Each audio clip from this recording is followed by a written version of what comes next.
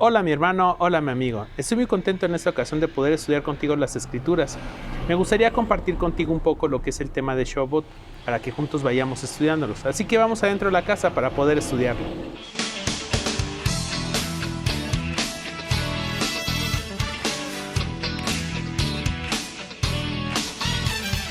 Dulces a mi paladar, dulces a mi corazón, puras alumbran. Después de la salida de Egipto, nuestros hermanos, nuestros padres, los hebreos, viajaron de Egipto hacia el monte Sinaí, pasando por diferentes etapas, diferentes momentos que durante el estudio de cada semana vamos aprendiendo. Esos momentos fueron preparando su corazón para el encuentro con el Eterno. Era necesario que ellos llegaran a un desierto. En el libro de Oseas encontramos que el Eterno habla a su pueblo diciéndole: yo te voy a llevar al desierto porque en el desierto quiero hablar a tu corazón. Quiero cambiar esa expresión que tienes hacia mí de Señor hacia esposo. Eso nos revela un secreto muy importante. El llevarnos de Egipto al monte Sinaí tenía un propósito más que solamente darnos leyes, sino quería llevarnos a otro tipo de relación con Él. En Éxodo capítulo 20 al capítulo 24, notamos que se nos empiezan a dar leyes, se nos empieza a dar instrucciones, pero en nuestra mentalidad solo queda allí. Sin embargo, en la cultura hebrea, eso tiene un propósito. En el hebreo se llama ketubá, que es un contrato matrimonial. ¿Qué es esto? En un contrato matrimonial, el esposo le da a la esposa todo lo que son sus derechos y obligaciones, lo que él espera de ella en ese matrimonio. Eso es una ketubá. ¿Qué es lo que está haciendo el Eterno? Se está llevando al pueblo al desierto porque quiere hablar a su corazón. Quiere que deje de ser solamente un pueblo, una nación, y se convierte en su esposa. Un tesoro muy especial que desde el capítulo 19 de Éxodo nos lo empieza a platicar. El contrato matrimonial inicia explicando los términos y quién es el que lo está otorgando. El Dios Eterno empieza diciendo: soy un Dios celoso, así que cuidado. Todo lo que va a seguir, uno tiene que entender que hay una parte del contrato diciéndonos: soy un Dios celoso. No puedes jugar conmigo, no puedes intentar verme en la cara porque soy un Dios celoso. Hay una situación muy interesante que pasa con Israel. Después de algún tiempo, de hecho inmediatamente ahí vemos que hubo un incidente con un becerro de oro y que el Eterno no lo va a olvidar. Pero más adelante Israel, cuando se convierte en una gran nación y después se separan los reinos, el reino del norte, llamando la casa de Israel, llevó todas las violaciones de este contrato hasta la más grande expresión, haciendo que el Dios Eterno, el dador del contrato, se ofendiera a punto tal de que decidiera divorciarse. Hace un divorcio y separa completamente a la casa de Israel, el reino del norte, de ese beneficio del contrato matrimonial. Aquí tenemos un detalle importante. Mis hermanos, vale la pena que observemos lo que vamos a ver en las Escrituras con esta secuencia narrativa. ¿Por qué? Porque si Shavuot nos permite celebrar el contrato matrimonial, ¿qué pasa con nosotros que ahora ya no estamos dentro del contrato matrimonial? Los que somos parte de la casa de Israel, de Efraín, aquel reino que ha sido dispersado por todas las naciones. ¿Qué pasa con nosotros? ¿Podemos o no podemos ser parte de este contrato matrimonial? ¿Qué hay? Nuestros hermanos los judíos que pertenecen a la casa del sur siguen teniendo este contrato matrimonial, siguen siendo parte de esa celebración. En nuestro caso, no es igual. En Jeremías capítulo 3 y en Oseas capítulo 1 se nos narran los detalles de este divorcio.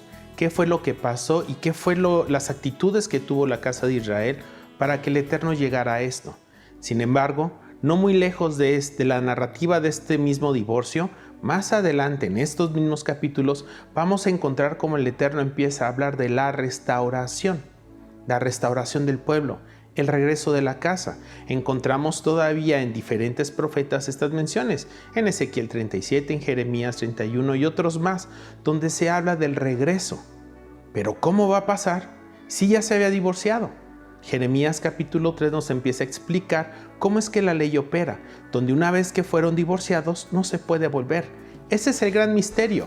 que el Eterno va a empezar a dejarnos observar, pero que por muchos años fue oculto a los ojos de los profetas, de los sacerdotes, aún de los ángeles. ¿Cómo es que el Eterno va a restaurar esta casa? En el Nuevo Testamento, con el surgimiento de Yeshua como profeta y Mesías, el profeta anunciado y el Mesías prometido, se nos empieza a revelar la restauración. ¿Cómo va a ser este proceso, este plan? Durante todo el tiempo que él estuvo aquí, fue tratando, fue hablando, fue enseñando todo lo que iba a hacer en el corazón de Israel, la casa de Israel. En diferentes momentos y ocasiones, él expresa que él viene principalmente a las ovejas perdidas de la casa de Israel, aquellos que habían sido divorciados. La última noche que él estuvo antes de su crucifixión, él hablaría de la renovación de un pacto. Sin embargo, hay detalles que nos falta por observar, porque, como hemos platicado anteriormente, el pacto requiere de una ketubá, un documento escrito. Sin embargo, él no está otorgando ningún documento escrito. Él está diciendo, aquí hay señales. Una señal no es el pacto, una señal solamente sirve para darnos una idea de lo que hay, de lo que viene, para señalar algo. Sin embargo, no nos da ningún documento escrito. Aquí empieza un misterio aún más interesante, porque con nuestro Mesías, el Mesías de Israel, se anuncia la restauración. Sin embargo, no hay ninguna carta de por medio. Yohanan ben Zacarías anuncia a Yeshua, nuestro Mesías, como el Cordero. He aquí el Cordero que quita el pecado. En Pesaj es parte de lo que nosotros entendemos y celebramos.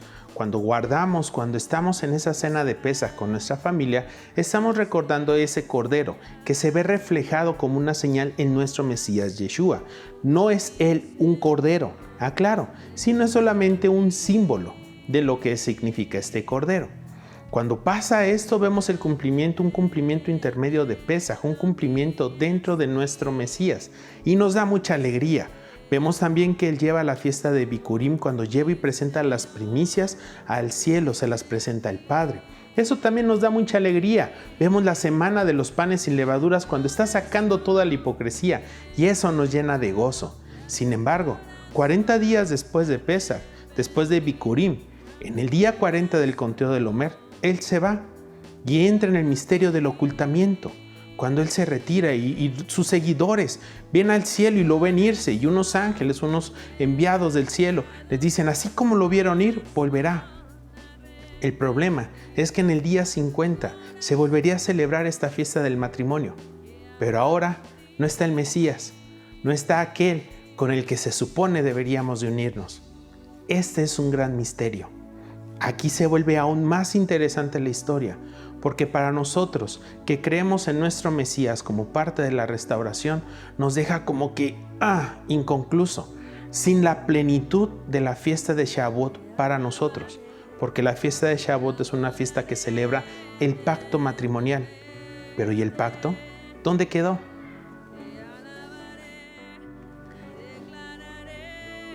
En ese mismo año, en la fiesta de Shavuot, 10 días después del ocultamiento del Mesías, pasa algo muy interesante. Como es costumbre, suben al templo a celebrar la fiesta. Sin embargo, al grupo de seguidores del Mesías, el Mesías resucitado, hay un detalle, hay una manifestación con un fuerte ruido, con algo que llama la atención en todo el lugar. Debemos de notar algo. En el primer Shavuot, que se registra en el libro de Éxodo, se entrega la Torá. Pero en este Shavuot muy especial y particular, algo viene, el Ruach HaKodesh, el Espíritu de Santidad. Y hay algo que se derrama sobre esos seguidores, que es notorio para todos los que le rodean. 3,000 personas aceptan a Yeshua de Nazaret como Mesías, el Mesías resucitado de Israel, aunque ya había llevado 10 días desde que había ascendido, que había entrado en su ocultamiento. Estos 3,000 nunca lo conocieron, escucharon de él, pero creyeron en el testimonio de los seguidores de Yeshua de Nazaret. Hay algo que se registra en el capítulo 2 del libro de los Hechos. Usted puede verlo en su Biblia y va a notar que cuando Pedro, Kefa, hace su discurso, el primer discurso de Pedro, termina diciendo: Casa de Israel, refiriéndose a las tribus del norte, al reino que había sido expatriado, que estaba disperso en el mundo. Le dice, casa de Israel, esta promesa es para ti. Es muy interesante porque este registro, esta historia, empieza a mostrar y evidenciar la restauración de todas las cosas. El Rav Shaul, en su segunda carta a los Corintios, en el capítulo 1, nos explica qué es lo que pasó aquí. ¿Qué es? ¿Qué se trata esto que está pasando con el Espíritu, este derramamiento? No hay un contrato, pero Él nos dice, esto que ustedes vieron y en lo que estamos, lo que nosotros anunciamos y predicamos, tiene que ver con la garantía. Tiene que ver, como nuestras Biblias lo mencionan, las arras. Es un adelanto que demuestra la fidelidad de este hecho. En este mismo capítulo, el Rav Shaul, el apóstol Pablo, él termina diciendo es que en él todas las promesas son sí y son un amén. ¿Por qué? Porque amén es lo que significa el que lo dijo es fiel y lo hará. El Espíritu derramado en Shavuot son las arras, son la garantía ¿de qué? De que viene un Shavuot en plenitud para todo Israel, donde vamos a ser reunidos una vez más. Vamos a ser juntados como una sola casa, como una sola nación junto con la casa de Judá para ir a la plenitud.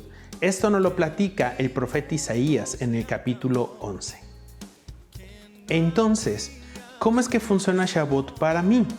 Shavuot para mí, como casa de Israel, como este pueblo, como Efraín, tiene un sentido en la esperanza de que el Mesías va a volver, en la esperanza de que Él va a regresar, porque efectivamente no tenemos una carta, no tenemos una ketubá, no hay un contrato, solo tenemos una señal, algo que Él hizo, el pan y el vino, una señal, pero no tenemos el contrato matrimonial, no tenemos esa ketubá. Entonces, ¿cómo lo debo de tomar en mi corazón? Es la esperanza de que pronto volverá, de que un día lo vamos a ver. Ese Mesías que ha sido resucitado y que ahora se encuentra en ese misterio de ocultamiento, en ese momento donde está oculto para todos nosotros. Pero volverá. Esa es nuestra esperanza, esa es nuestra confianza. Y de esto se trata Shavuot, el entendimiento de que Él va a volver y va a llevar a plenitud esta fiesta en nosotros. Aunque también debemos de entender la cronología, Él no va a volver en una fiesta de Shavuot, Él va a volver cuando sea un día de trompeta. Sin embargo, para nosotros Shavuot tiene una tarea que en nuestro corazón marca nuestra identidad como parte de ese Israel que lo espera. En el libro de Oseas se nos narra la restauración de Israel. Capítulo 1, capítulo 2, capítulo 3 y así sucesivamente todo el libro trata de eso, de Israel, de Efraín. Para nosotros es muy importante porque ahí nos dice un detalle que vale la pena observar en el capítulo 1. Es movido Israel al desierto para hablar a su corazón. El Eterno quiere hablar a nuestro corazón. Quiere que cambiemos nuestra relación de llamarlo Señor a llamarlo marido, esposo. Una vez más una ketubá, una vez más un contrato matrimonial. Esto es Shavuot, algo que para nosotros como casa de Israel va a acontecer, algo que se anuncia como futuro, pero no es un futuro lejano, es pronto. Mis hermanos, mis amigos, para nosotros Shavuot no solamente celebramos o no solamente significa el tiempo de la salida de Egipto, lo que se narra en Éxodo capítulo 20, significa nuestra voz clamando a nuestro amado que vuelva con su amada Israel. De esto se trata. Así es como lo narra también el libro de Oseas, también el libro del Cantar de los Cantares. Es la amada diciéndole al amado, vuelve, ven, te necesito, el invierno ha pasado, me has seducido, necesito que vuelvas, necesito que vengas a mí.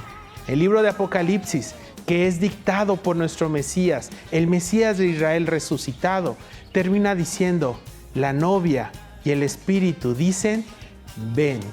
Mi hermano, preparémonos para celebrar Shavuot, pero este año, mi hermano, que nuestro corazón esté fuerte el clamor. Queremos que el amado, nuestro Mesías, vuelva pronto. Sin más, yo me despido, mi amigo, mi hermano, y que el Eterno te bendiga.